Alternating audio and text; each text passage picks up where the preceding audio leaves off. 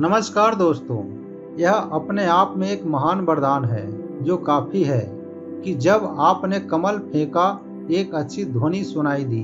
धरती क्यों कांप उठी, लोग क्यों परेशान हो गए। यह बिना किसी उद्देश्य के नहीं हो सकता। हे ईश्वर, इसका कारण बताइए। ब्रह्मा जी बोले, यह कमल मैंने तुम्हारे हित के लिए तथा देवताओं की रक्षा के लिए धारण किया है। अब सुनो इसका क्या कारण है। अपने शस्त्र रख देने पर भी उस दुष्ट ने इंद्र सहित देवताओं को भी मार डालना चाहा। मैंने कमल गिराकर उसका विनाश कर दिया। पृथ्वी पर विभिन्न रूप धारण करके तुम्हें यह दिखाना होगा कि जो मनुष्य बुद्धिमान ब्राह्मण से द्वेष करता है वह पाप से ही पीड़ित होता है। करोड़ों जन्मों के बाद भी जब वह पापों से मुक्त नहीं होता, वेद और उसके अंगों को जानने वाले ब्राह्मण को न तो मारना चाहिए और न ही उसमें दोष निकालना चाहिए, क्योंकि यदि एक को मारा जाए तो 1 करोड़ ब्राह्मण मारे जाते हैं। कम से कम एक वेद को जानने वाले ब्राह्मण को श्रद्धापूर्वक भोजन कराना चाहिए। इसमें कोई संदेह नहीं है कि एक ब्राह्मण को भोजन कराने से 1 करोड़ ब्राह्मणों का पेट भर जाता है।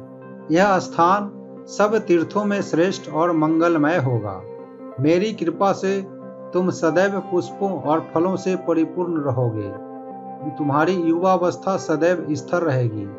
तुम इच्छानुसार विचरण कर सकोगे, मन चाहा रूप धारण कर सकोगे, सुखद फल दोगे, इच्छानुसार मनुष्यों को दर्शन दोगे और मनुष्यों की तपस्या पूरी होने पर उन्हें वैभव दोगे। ब्रह्मा जी से वृक्षों ने बड़े विचित्र कौन सा वरदान मांगा। क्या हुआ जब ब्रह्मा जी ने एक कमल धरती पर गिराया। गंगा पुत्र भीष्म ने कहा, ब्रह्मा जी ने भगवान रुद्र को वाराणसी भेजकर क्या किया।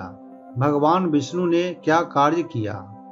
हे ऋषि, भगवान शंकर ने क्या किया, कौन सा यज्ञ किया और किस तीर्थ स्थान पर किया। सहायक पुरोहित कौन थे और कौन से पुरोहित थे, उन सब के बारे में मुझे बताओ। मुझे यह जानने की बड़ी जिज्ञासा है कि उन्होंने किन देवताओं को प्रसन्न किया। दोस्तों, पुलस्त्य ऋषि ने वाराणसी के सौंदर्य का बहुत सुंदर वर्णन करते हुए कहा, मेरु पर्वत के शिखर पर श्रीनिधान नामक नगर है। वह रत्नों से विभूषित है और वहां अनेक आश्चर्यों का निवास है। वह क्षेत्र अनेक वृक्षों से युक्त है, अनेक खनिजों से युक्त है और स्वच्छ स्फटिक के समान स्वच्छ है। वह लताओं के विस्तार से सुशोभित है। वह मोरों के कलरव से गूंजता है। वह वन सिंहों के कारण भयानक है और वह हाथियों के झुंड से भरा हुआ है। वह वन झरनों से गिरते हुए जल से उठती हुई तीखी फुहारों से शीतल है। पवन से झड़ते हुए वृक्षों के झुरमुटों की मनोहर मधुशालाओं से वह बहुरंगी है। संपूर्ण वन कस्तूरी की उत्तम सुगंध से सुगंधित हो रहा है। उसकी लताओं की कुंजियों में भ्रमण करने वाले विद्याधर काम भोगों से उत्पन्न हुई थकान के कारण शयन कर रहे हैं। यह किन्नरों के समूहों द्वारा गाए जाने वाले गीतों की मधुर ध्वनि से गूंज रहा है।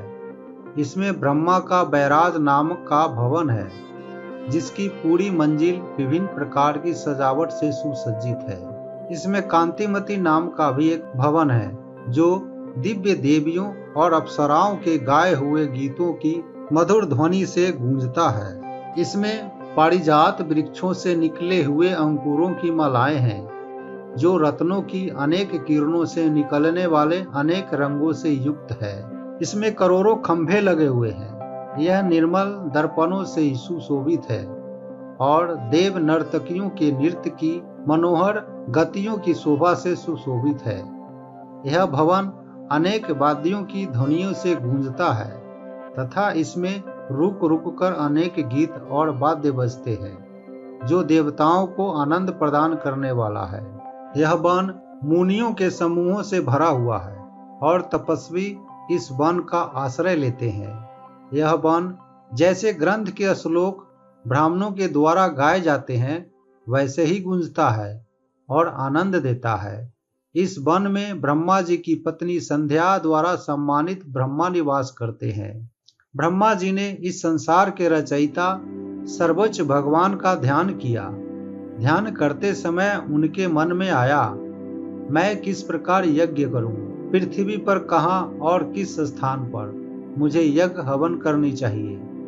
काशी, प्रयाग, तुंग, नैमिष और श्रृंखल, इसी प्रकार कांची, भद्रा, देविका, कुरुक्षेत्र और सरस्वती, प्रभास आदि सभी पृथ्वी पर पवित्र स्थान है। ये वे स्थान है जो पवित्र तीर्थ स्थान है तथा अन्य भी हैं जिन्हें रुद्र ने मेरी आज्ञा से पृथ्वी पर स्थापित किया था। जैसे मैं सब देवताओं में प्रथम देवता के रूप में प्रतिष्ठित हुआ हूँ, वैसे ही मैं एक महान पवित्र स्थान को प्रथम तीर्थ स्थान के रूप में स्थापित करूंगा। वह कमल पर विराजमान जो भगवान विष्णु की नाभि से उत्पन्न हुआ था और जिसमें पुलस्त ऋषि पैदा हुए थे, वैदिक ग्रंथों को पढ़ने वाले ऋषियों द्वारा पुष्कर तीर्थ कहा जाता है। जब ब्रह्मा जी इस प्रकार विचार कर रहे थे, तब उनके मन में यह विचार आया, अब मैं पृथ्वी पर जाऊंगा। उस समय उस स्थान पर सबसे पहले पहुंचकर वह उस श्रेष्ठ वन में प्रविष्ट हुए, जो बहुत से वृक्षों और लताओं से भरा हुआ था, बहुत से फूलों से सुशोभित था, बहुत से पक्षियों के स्वरों से भरा हुआ था, बहुत से पशुओं के समूहों से भरा हुआ था। वृक्षों के बहुत से फूलों की सुगंध से देवताओं और दानवों को सुगंधित कर रहा था। वहां की भूमि मानो जानबूझकर किसी के द्वारा रखे गए फूलों से सुशोभित थी। वहां की ऋतुएं बहुत सी सुगंधित और रसों से भरी हुई थी तथा वह 6 ऋतुओं के फलों से भरा हुआ था, जो सुगंधित और दृष्टि को आनंद देने वाले सुवर्णमय रूप वाले थे। जहां वायु अनुग्रह करके मानो घिसे हुए पत्ते, घास, सूखी हुई लकड़ी और फल फेंकती थी।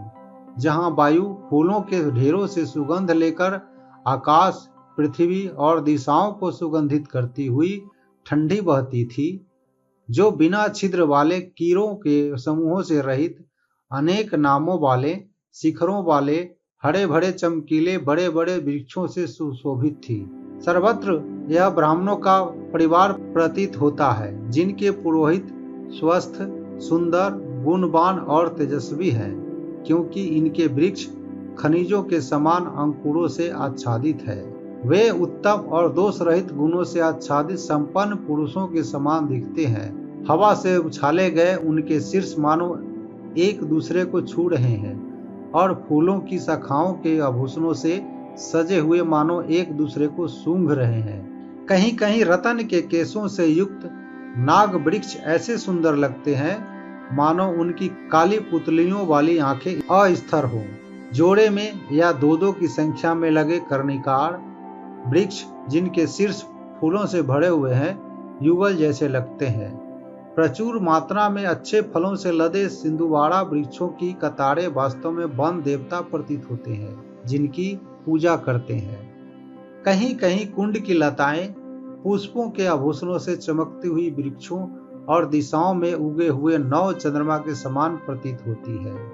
वन के कुछ भागों में पुष्पित सारजा और अर्जुन वृक्ष श्वेत रेशमी वस्त्र पहने हुए पुरुषों के समान प्रतीत होते हैं। इसी प्रकार पुष्पित अतिमुक्ता लताओं से आलंगित वृक्ष ऐसे प्रतीत होते हैं जैसे प्रेमी अपने प्रियतम से आलिंगित हों। साल और अशोक वृक्ष अपने पत्तों से एक दूसरे को ऐसे स्पर्श कर रहे हैं जैसे मित्र बहुत दिनों के बाद मिलने पर एक दूसरे का हाथ स्पर्श कर रहे हैं।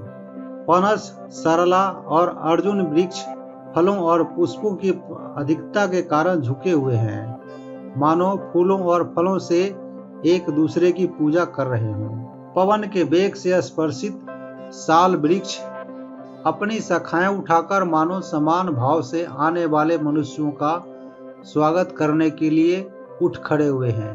वहां शोभा के लिए लगाए गए वृक्ष बसंत ऋतु में पहुंचकर पुष्पों से आच्छादित होकर मानो बहुधारी मनुष्यों के साथ होर कर रहे हों।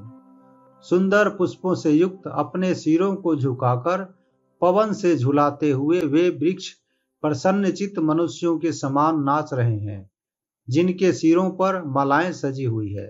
पवन से झिलमिलाते हुए पुष्पों की पंक्तियों वाले वृक्ष लताओं के साथ ऐसे नाचते हैं जैसे मनुष्य अपनी प्रेमिकाओं के साथ नाचते हैं। फूलों से लदी हुई लताओं से घिरे हुए वृक्ष कहीं कहीं पर विभिन्न प्रकार के तारा समूहों से युक्त शरद ऋतु के आकाश के समान प्रतीत होते हैं। वृक्षों के शिखरों पर पुष्पित मालती लताएं जानबूझकर सजाई गई महिलाओं के समान मनोहर प्रतीत होती है। सुंदरता से भरपूर प्रचुर फल फूलों से युक्त हरे वृक्ष सज्जन के आगमन पर मनुष्यों के समान मित्रता का व्यवहार करते हैं। फूलों के रेशों के कारण पीले रंग की मधुमक्खियां सब ओर घूमते हुए मानो कदम्ब पुष्प की विजय की घोषणा कर रही हों और मधु चूसने के कारण मतवाली होकर इधर उधर गिर रही हों। कहीं कहीं नर कोयलों के झुंड अपनी सखियों के साथ वृक्षों के घने झुरमुटों में दिखाई देते हैं। कहीं कहीं शिरीष पुष्पों के समान तोते युगल पूजनीय ब्राह्मणों के समान रोचक शब्द बोलते हैं। वनों के भीतरी भाग में भी अपने सखियों के साथ विविध पंख वाले मोर सजे धजे नर्तकों के समान नाचते हैं। पक्षियों के समूह नाना प्रकार के स्वर्ग निकालते हुए अनेक प्रकार के पशुओं से भरे हुए पक्षियों को सदैव प्रसन्न करने वाले इंद्र के बगीचे के समान तथा मन और नेत्रों को प्रसन्न करने वाले पहले से ही मनोहर वन को और भी अधिक मनोहर बना देते हैं। कमलवत भगवान ने उस उत्तम वन को दर्पण के समान अपनी मनोहर आंखों से देखा, मानो वह अमंगल को दूर कर रहे हों। उन समस्त वृक्षों की पंक्तियों ने उस प्रकार आए हुए ब्रह्मा जी को देखकर भक्ति पूर्वक उनके समक्ष उपस्थित होकर कहा, अपने पुष्पों की संपदा बरसा दी। ब्रह्मा जी ने वृक्षों के द्वारा अर्पित पुष्पों को स्वीकार करके उनसे कहा, तुम्हारा कल्याण हो, वर मांगो।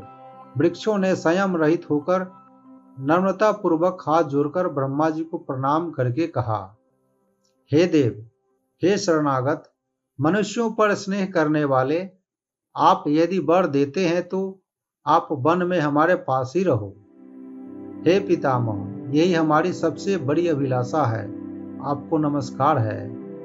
हे देवी, हे देवों के स्वामी, हे जगत के रचयिता, यदि आप इस वन में रहे तो आपकी शरण में आए हुए और वरदान चाहने वाले हम लोगों के लिए यह सबसे अच्छा वरदान होगा। हमें यह वरदान दीजिए जो अन्य करोड़ों वरदानों से अधिक पर्याप्त है। आपकी उपस्थिति से यह वन अन्य सभी तीर्थों से अधिक प्रतिष्ठित और महान हो जाएगा। ब्रह्मा जी ने कहा, यह स्थान सब तीर्थों में श्रेष्ठ और मंगलमय होगा। मेरी कृपा से तुम सदैव पुष्पों और फलों से परिपूर्ण रहोगे। तुम्हारी युवावस्था सदैव स्थिर रहेगी। तुम इच्छानुसार विचरण कर सकोगे, मन चाहा रूप धारण कर सकोगे, सुखद फल दोगे, इच्छानुसार मनुष्यों को दर्शन दोगे और मनुष्यों की तपस्या पूरी होने पर उन्हें वैभव दोगे। तुम महान ऐश्वर्य से संपन्न होगे। इस प्रकार वरदान देने वाले ब्रह्मा ने वृक्षों पर कृपा की। 1000 वर्ष तक वहां रहकर उन्होंने एक कमल भूमि पर फेंका, जिसके गिरने से पृथ्वी नीचे तक कांप उठी। असहाय समुद्र व्याकुल लहरों के साथ अपनी सीमा लांघ गए। बाघों और क्रूर हाथियों से युक्त हजारों पर्वत शिखर मानो इंद्र के बाण से घायल होकर टूट गए। देवताओं और सिद्धों के भवन, गंधर्वों के नगर हिल गए, डगमगाने लगे और धरती में घुस गए। कपोत बादल जो आवरणों का संग्रह दिखाते थे, आकाश से गिरे, अर्थात वर्षा की। वहां तीखे सूर्य थे जो प्रकाशमान पिंडों को ढांक रहे थे। उस महान ध्वनि से मूंगे, अंधे और बहरे हुए जंगम और स्थावर तीनों लोग भयभीत हो गए। सभी देव और दानवों के शरीर और मन डूब गए और उन्हें नहीं पता चला कि यह क्या है। हिम्मत जुटाकर सभी ने ब्रह्मा को ढूंढा। उन्हें नहीं पता था कि ब्रह्मा कहाँ चले गए हैं। वे समझ नहीं पाए कि पृथ्वी क्यों हिली, क्यों ये शकुन और अपशकुन दिखाई दिए। भगवान विष्णु वहां गए जहां देवतागण ठहरे हुए थे। देवताओं ने उन्हें नमस्कार करके ये शब्द कहे, हे पूज्य, यह शुभ संकेत क्यों प्रकट हुए हैं, जिनसे तीनों लोग मानो मृत्यु से युक्त हो गए हैं। कल्प समाप्त हो गया है और समुद्र अपनी सीमा लांघ गए हैं। चारों स्थिर हाथी क्यों अस्थिर हो गए हैं? पृथ्वी 7 समुद्रों के जल से क्यों ढकी हुई है? हे प्रभु, यह शब्द बिना कारण के उत्पन्न नहीं हो सकता। ऐसा भयंकर शब्द जिसके उत्पन्न होने से तीनों लोग भयभीत हो गए, ऐसा स्मरण नहीं आता कि पहले कभी हुआ था और नहीं फिर कभी होगा। हे प्रभु, यदि आप जानते हैं कि यह तीनों लोकों और देवताओं के लिए शुभ ध्वनि है या अशुभ, तो हमें बताइए कि यह क्या है। इस प्रकार कहे जाने पर परम पूजित भगवान विष्णु ने कहा, हे देवताओं, घबराओ मत, तुम सब लोग इसका कारण सुनो। मैं इसका कारण जानकर तुम्हें अवश्य बताऊंगा कि यह कैसे हुआ। समस्त लोकों के पितामह पूज्य ब्रह्मा जी हाथ में कमंडल लेकर यज्ञ करने के लिए पृथ्वी की ढलान पर पुण्य के भंडार अत्यंत सुंदर प्रदेश में स्थित हुए, और उसके हाथ से कमल जमीन पर गिरा तो उससे बड़ी आवाज हुई जिससे हम कांप उठे। वहां वृक्षों द्वारा पुष्पों की सुगंधित से सत्कार पाकर उन्होंने पशु पक्षियों से वन को प्रसन्न किया और जगत का उपकार करने के लिए वहां निवास करने में आनंद लिया। लोकों के उपकारक पूज्य भगवान ने पुष्कर नामक श्रेष्ठ तीर्थ की स्थापना की। मेरे साथ वहां जाकर ब्रह्मा को प्रसन्न करो, पूज्य भगवान प्रसन्न होकर तुम्हें उत्तम वर देंगे। ऐसा कहकर भगवान विष्णु उन देवताओं और दैत्यों के साथ उस वन में गए जहां ब्रह्मा रहते थे, और प्रसन्न मन वाले कोयल की भांति आपस में बातचीत करते हुए ब्रह्मा के उस वन में गए जो फूलों के ढेरों से चमक रहा था और स्तुति के योग्य था। वह वन जो सभी देवताओं के द्वारा पहुंचा हुआ था, इंद्र के बगीचे के समान था, कमल लताओं पशुओं और फूलों से समृद्ध था। उस समय सुंदर दिखाई दे रहा था। तब देवताओं ने सब प्रकार के फूलों से सुशोभित उस वन में प्रवेश करके कहा, भगवान यहाँ है, और ब्रह्मा को देखने की इच्छा से उसमें विचरण करने लगे।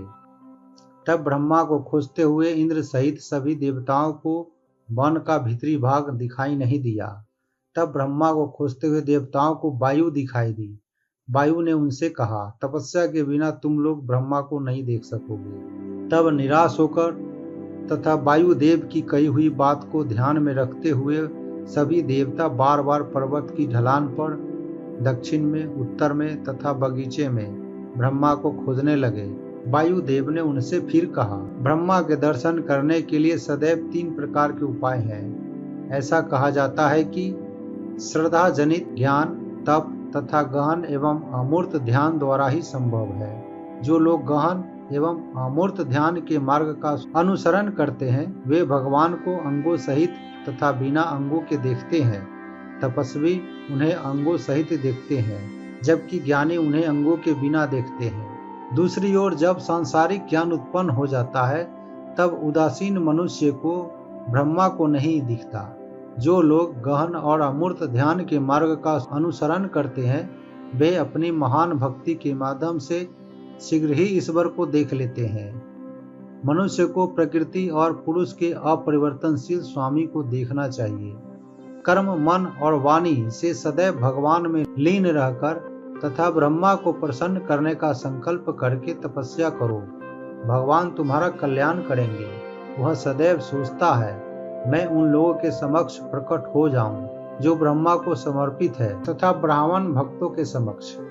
वायुदेव के वचनों को सुनकर और उन्हें हितकारी समझकर तथा ब्रह्मा के दर्शन की इच्छा से युक्त मन से उन्होंने वाणी के स्वामी बृहस्पति से कहा, हे ज्ञान के देवता, हमें ब्रह्म प्राप्ति के मार्ग में दीक्षित कीजिए। उन्हें मार्ग में दीक्षित करने की इच्छा से महान गुरु ने उन्हें वैदिक नियमों के अनुसार दीक्षित किया। वे साधारण वेश धारण करके और विनम्र होकर उनके शिष्य बन गए। उन्हें ब्रह्मा की कृपा प्राप्त हुई। उन्हें पुष्कर के विषय में ज्ञान दिया गया। गुरु जो कि श्रेष्ठ पुरोहित थे ने नियमानुसार यज्ञ संपन्न किया। मुनि ने उन देवताओं की इच्छा से प्रेरित होकर कमल का अभिषेक करके रेशों से युक्त कमल बनाया और देवताओं को प्रसन्न किया। परम बुद्धिमान बृहस्पति ने वेद में वर्णित नियमों को जानकर तथा संशय को दूर करके विवेकशील को दीक्षा दी। महाप्रतापी अंगिरस ने प्रसन्न होकर अग्नि को पवित्र किया और वेदों में वर्णित प्रार्थनाओं का उच्चारण करके देवताओं को उपदेश दिया। अत्यंत बुद्धिमान ने देवताओं को त्रिसुपर्ण, त्रिमधु तथा सभी मंत्रों का उच्चारण करके उपदेश दिया। वह अपाहिष्ट स्नान मंत्र सहित ब्रह्म कहलाता है। यह पापों को दूर करता है, दुष्टों को वश में करता है, तृप्ति, धन और बल को बढ़ाता है, सिद्धियां और यश प्रदान करता है तथा कलियुग के पापों का नाश करता है। इसलिए मनुष्य को अवश्य ही वह स्नान करना चाहिए। वे सब लोग स्नान करके मौन व्रत धारण किए हुए हैं, संयमित होकर, तत्पर होकर, इंद्रियों को वश में करके, हाथ में जल पात्र लिए हुए, अधो वस्त्र खोले हुए, मालाएं लिए हुए, दंड लिए हुए, छाल तथा चिथरे पहने हुए, पितरों से सुशोभित होकर स्नान और विशेष शासनों में लगे हुए, बड़े यत्न से ध्यान करते हुए, ब्रह्म में मन को एक करके दर्शन, वार्तालाप, संगति और विचार से रहित होकर वहीं रहते थे। वे महान भक्ति और महान पवित्र उपदेश से युक्त थे और ध्यान के द्वारा उनके मन को कुछ समय के पश्चात भगवान का ज्ञान हो गया था। जब उनके मन पूर्णतः शुद्ध हो गए और ब्रह्मा के ध्यान से पूरी तरह जल गए, तब भगवान सबके लिए दृश्यमान हो गए। वे उसके तेज से प्रसन्न थे, उनके मन व्याकुल थे। तब उन्होंने साहस करके प्रसन्नचित्त होकर तथा उस पर ध्यान लगाकर अपने हाथ जोड़कर अपने सिर पर रखे तथा सिर को भूमि पर टिकाकर 6 अंगों वाले वेदों का सहारा लेकर सृष्टि तथा पालन के रचयिता प्रभु की स्तुति की। तब देवताओं ने कहा, हे देव, हम संयमी ब्रह्मा के शरीर वाले, ब्राह्मणों के अनुकूल, अजेय यज्ञ और वेदों के दाता, जगत के प्रति दयालु, सृष्टि के स्वरूप, अपने भक्तों के प्रति अत्यंत दयालु, वेदों के उच्चारण से जिनकी प्रशंसा होती है, जिनके स्वरूप में अनेक रूप है, जो सैकड़ों रूप धारण करते हैं, सावित्री और गायत्री के स्वामी हैं, कमल पर विराजमान हैं, कमल के समान सुंदर मुख वाले हैं, वर देने वाले, वर के योग्य, कुर्म और मृग, पीतरों और मुकुट वाले, कलश धारण करने वाले, चंद्रमा और मृग के समान लक्षण वाले, धर्म के नेत्रों वाले, सब नामों वाले और जगत के स्वामी, आपको नमस्कार है। हे धर्म दृष्टि वाले, आप हमारी और अधिक रक्षा कीजिए। हे पितामह, हम वाणी, मन और शरीर से आपकी शरण में आए हैं। वेदों में श्रेष्ठ ब्रह्मा जी ने देवताओं द्वारा इस प्रकार स्तुति करके कहा, ठीक है, जब तुम स्मरण करोगे तो मैं तुम्हें तुम्हारी इच्छा पूरी करूंगा। तुम्हारा मेरा दर्शन फलदायी होगा। हे पुत्रों, तुम जो चाहते हो वह बताओ, मैं तुम्हें उत्तम वर दूंगा। भगवान के ऐसा कहने पर देवताओं ने ये वचन कहे, हे पूज्य, यह अपने आप में एक महान वरदान है जो काफी है कि जब आपने कमल फेंका एक अच्छी ध्वनि सुनाई दी। धरती क्यों कांप उठी, लोग क्यों परेशान हो गए, यह बिना किसी उद्देश्य के नहीं हो सकता। हे ईश्वर, इसका कारण बताइए। ब्रह्मा जी बोले, यह कमल मैंने तुम्हारे हित के लिए तथा देवताओं की रक्षा के लिए धारण किया है। अब सुनो इसका क्या कारण है। यह वज्रनाभ नामक राक्षस बालकों के प्राण हर लेता है। वह पाताल लोक में शरण लेता है। आपके आगमन के विषय में जानकर तपस्या में लीन होकर अपने शस्त्र रख देने पर भी उस दुष्ट ने इंद्र सहित देवताओं को भी मार डालना चाहा। मैंने कमल गिराकर उसका विनाश कर दिया। उसे अपने राज्य और वैभव का अभिमान था, इसलिए मैंने उसे मार डाला। इस समय संसार में भक्त वेदज्ञ ब्राह्मण उन्हें दुर्भाग्य न मिले, अपितु सौभाग्य प्राप्त हो। हे देवताओं, मैं देवताओं, दानवों, पुरुषों, सरीसृपों, मित्रों और समस्त प्राणियों के प्रति समान हूँ। मैंने तुम्हारे कल्याण के लिए मंत्र से उस पापी को मार डाला था। वह इस कमल के दर्शन से धर्मात्माओं के लोक में पहुंच गया है। चूंकि मैंने कमल यहाँ गिराया था, इसलिए स्थान पुष्कर नाम से जाना जाएगा, जो एक महान पवित्र करने वाला और धार्मिक पुण्य देने वाला तीर्थ स्थान है। पृथ्वी के सभी प्राणियों के लिए यह पवित्र कहा जाएगा। हे देवताओं, वृक्षों के कहने पर मैंने भक्ति चाहने वाले भक्तों पर कृपा करके यहाँ सदा निवास किया है। हे निष्पापों, जब मैं यहाँ आया हूँ तब महाकाल भी यहाँ आए हैं। हे देवो, तुम लोगों ने तपस्या करके महान ज्ञान का परिचय दिया है। अपने और दूसरों के हित का ध्यान रखो। पृथ्वी पर विभिन्न रूप धारण करके तुम्हें यह दिखाना होगा कि जो मनुष्य बुद्धिमान ब्राह्मण से द्वेष करता है वह पाप से ही पीड़ित होता है।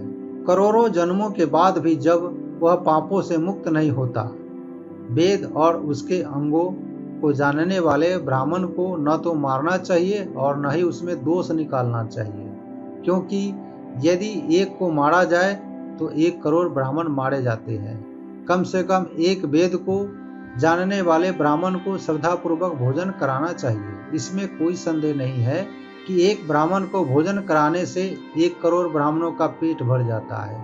जो तपस्वियों को एक पात्र दान देता है वह सभी पापों से मुक्त हो जाता है और उसे कोई दुर्भाग्य नहीं होता।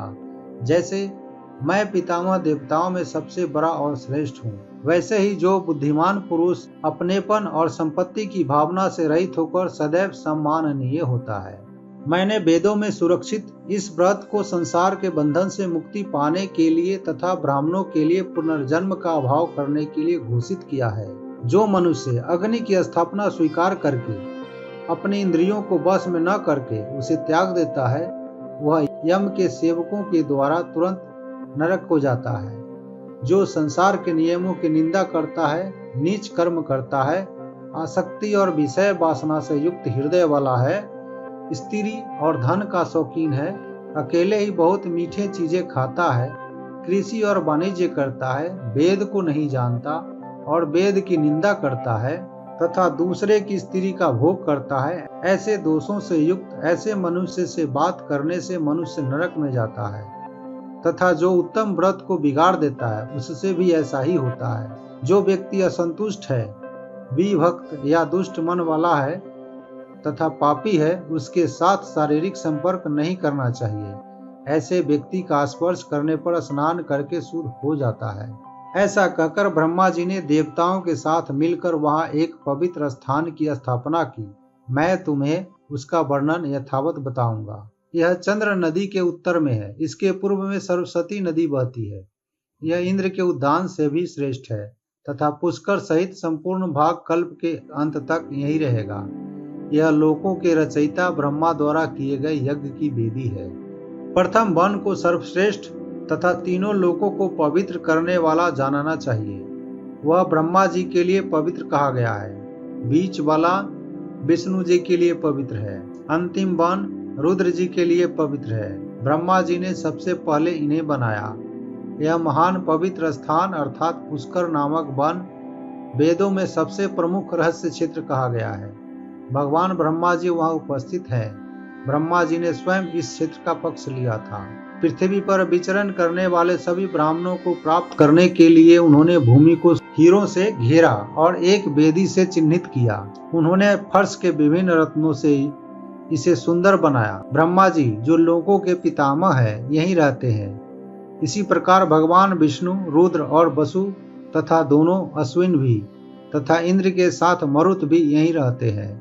दोस्तों, मैंने आपको यह बात बताई जो लोगों के कल्याण का कारण है। जो ब्राह्मण अपने गुरुओं की सेवा में तत्पर रहते हैं और जो यहाँ वेदों को विधि पूर्वक तथा वेदों के श्लोकों के अनुसार मंत्रों के साथ पढ़ते हैं, वे ब्रह्मा की सहायता पाकर उनके समीप रहते हैं। तो दोस्तों, इस कथा का अगला भाग दूसरे वीडियो में डालेंगे। जय श्री कृष्णा, जय श्री कृष्णा।